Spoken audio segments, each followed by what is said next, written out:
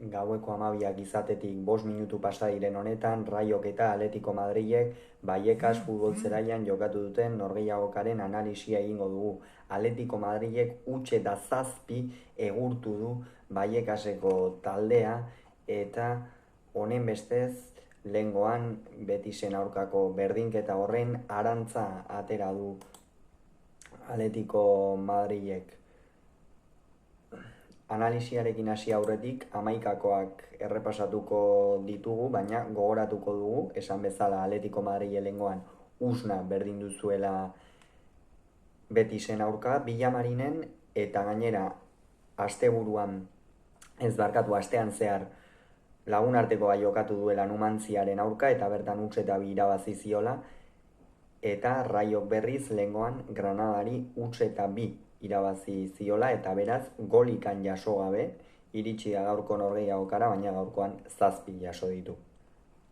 Raiok bere aldetik aldaketa bakarra egin du aurreko norgehiagokari dagokionez eta hauxe izan da bere 11koa 4-2-3 bateko sistemarekin. Dimitrievski izan da ATP-an, lauko lerroan Iban Balio eskuinegaletik, Patxa Espino ezkerregaletik eta Aridane eta Lejen atzealdearen erdialdean. Euskarri bikoitza osatu dute Unai Lopezek eta Oskar Valentinek, erdipuntan Oskar Trejo izan da. Hegaletan eskuinaldetik Isi Palazon, ezkerraldetik Álvaro García eta goian Raúl de Tomás izan da. Atletico de Madrilek aldiz 3 aldaketa egin ditu.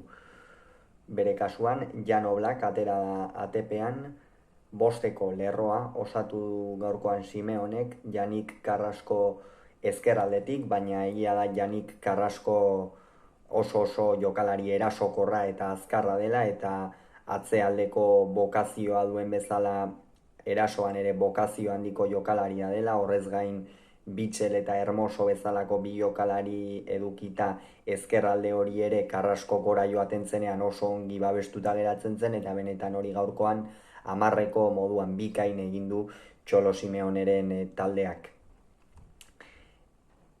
Eskuinaldetik Nahuel Molina izan da, 3 erdiko atzelarirekin jokatu du, Hermoso, Bitxel eta Savitzekin, zelai erdian 3 jokalari, Saúl, Pablo Barrios eta Rodrigo de Paul. Pablo Barriosek ere partida oso aipagarri egin du, izan ere hor batez ere atzealdean asko lagundu du, Carrasco gora igotzen zenean bera ere atzealdera asko etorri da, eta gaurkoan bazekien beretzako behar bada erasoan norgehiagoka ez zegoela askotarako, eta horregatikan atzeko bokazio hori bikain egin du gaurkoan Pablo Barriosek. Eta goian Memphis eta Antoine Griezmann izan dira. Beno, norgehiagoka hasieratik jarri zaio oso aurpegira Atletico Madrili, izan ere bigarren minutuan Antoine Griezmannek gola egin du. Raioko atzealdea oso intentsitate gutxiekin sartu da norgehiagoka, nor Memphisek baloia oso eroso eraman du, gero pasea ipini dio Rodrigo de Poli, Rodrigo de Polek erdiratu eta berriz ere area barruan Antoine Griezmann bakarrik aurkitu eta goxo maixuki bukatu du jokaldia Antoine Griezmannek. Gero, bigarren gola, 16. minutuan Memphis Depayk sartu du, benetan gol ona izan da, ez? Azkenean jokaldi oso ona egin du Atletico Madrilek, eta gero Carrascoren erdiraketa batean hor egon behartzuen lekuan izan da Memphis. Bigarren gola oso kolpe gogorra izan da Raiorentzat, ez du ezertxo ere egiterik izan, hor erasoan oso kamuts ikusi ditu Atletico Madrilen atzealdea, batez ere ikusi dugu oso sendo, ez, bai Nahuel Molina, bai Janik Carrasco, eta batez ere Mario Hermosoren norgehiagoka aipatuko nuke gaurkoan, oso erne ibili da jokaldi guztietan, ez die utzi ez Isiri, ez Álvaro Garziari inongo momentutan pasatzen, eta Raioren aukerak lehen esaten genuen ere, horien bersio honenetikan pasatzen zirela, baina ez da horrelakorik gertatu gaurko honetan. Gero, 36. minutuan jada Raio oso erasokor zegoenean, baina aukera garbirikan sortu ezinikan Nahuel Molinak egin du gola, Rodrigo de Polek sekulako pasea sartu dio, eta hor Patxa Espinok gaurkoan Patxa Espinoren norgehiagoka hor laburbildu da, ez? Sekulako zuloa utzi du ezker galo horretan, eta Nahuel Molinak bere abiadurarekin area barruan sartu eta maixuki bukatu du jokaldia Dimitrievskiren aurrean. Utxe eta hirukoa gehiegizkoa zein da lehenengo zatian Raiorentzat, inondik inora ere nik uste inork ez zuela espero horrelako testu ingururik gertatzea gaurko norgehiagokan Baiekasen lehenengo zatian etzen hori bakarrik, baita ere Raiok aurpegia eman du ez du partida txarra egin, aurpegia eman du, presioa ere altu egin du, baina Atletico de Madrid beste maila batean ibili da gaurkoan, beste dimentsio batzuetako jokaldiak egin ditu, beste dimentsio batzuetan ibili dira jokalariak, eta horixe izan da gakoa. Gainera, 35. minutuan Atleticorentzako behar bada gaurko albisterik okerrena etorri da, izan ere Memphis Depayk zelaia utzi behar izan du min hartuta, eta Álvaro Morata atera da Memphisek gol bat egin du, esan bezala, eta ore guztiekin atera da zelaitik, baina behar bada Atletico de Madriden gaurko albisterik kaskarrena hori.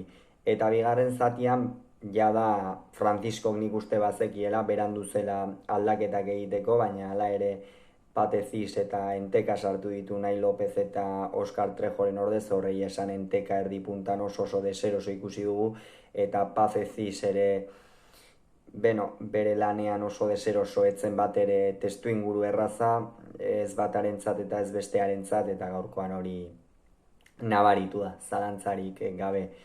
Gero 60. minutuan Camello atera da De Tomasen ordez, Raúl De Tomasek gaurkoan ez du baloi bakar bat ere usaitu, areaz kanpotikan egin behar izan ditu jaurtiketa asko, eta esan bezala, Atletico de Madrid oso ondo atzealdean bere betiko sendotasun hori erakusten, eta gainera erasoan gaurkoan erakustaldia eman du talde koltsoneroak dena orokorrean hartuta. 67. minutuan De Frutos atera da Isiren ordez, Isi gaurkoan jokalari garrantzitsu izatera deituta zegoen horrelako norgehiagoketan beti egon ohi den bezala, baina gaurkoan bere galean oso Jani Carrasco eta Mario Hermoso on batzuk izan ditu, eta oso zaila izan du Isik.